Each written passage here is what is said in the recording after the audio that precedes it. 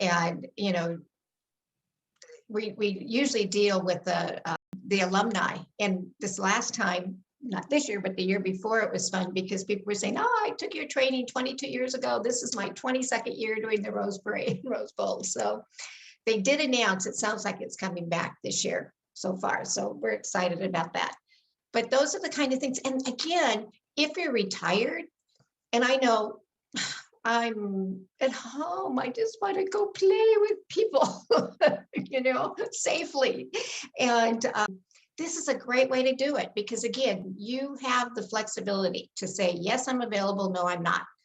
And I brought this up last week, and I don't know if this affects anybody that's watching now. I always tell people, don't quit your job. There's so many things you can do locally that we talked about last week, or even these ghost tours and tasting tours and walking tours and Airbnb tours and working, if you're in a big city resort area, working with the DMCs where you can work locally and work around your job, on the weekend and have fun with it. So wanted to bring that up. And it's also what I found with my students when I started my training was the ones that started with the DMCs did really well on tours. I just saw the tail go by, the cat tail. Better yours than mine.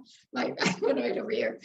But those are she knows when she wants out, she's really bad because then I'll throw her out.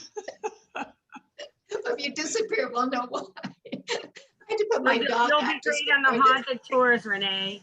You'll be Yes. on the haunted tours. My black cat, yes. Perfect. I was going to say that what I found, they're the DMCs that started calling me looking for people. And I was from a tour background. I had been leading international domestic tours cruises.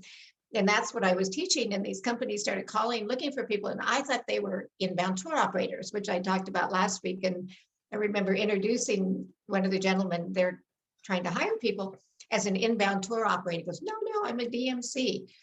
And again, because of this logistics background, if you like planning that kind of stuff too, they're often looking for people to be in charge of a program. So, but what I found when they went on tour, they did really well because working with the DMCs, we might be meeting 200 people for the day. We might be meeting 800 people for the day at the airport.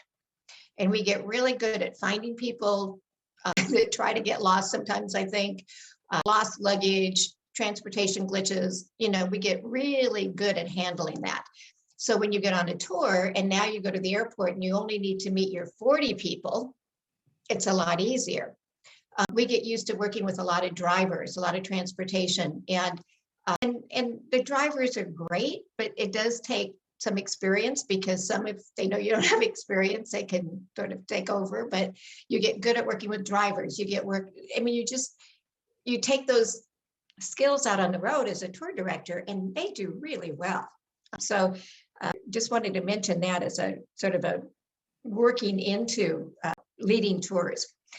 Pier staff, when you do cruises, if you live near a port city, in my little ebook, there's several companies around the United States that hire people for the pier staff. I don't know the names right off, but there's links in there, or you can contact me. But they'll hire people to help with the ships that are disembarking in the morning, getting the luggage off, getting everything set up, getting it organized, helping, making sure that the coaches are there to go to the airport or parking, whatever it is, and of course customs and all of that.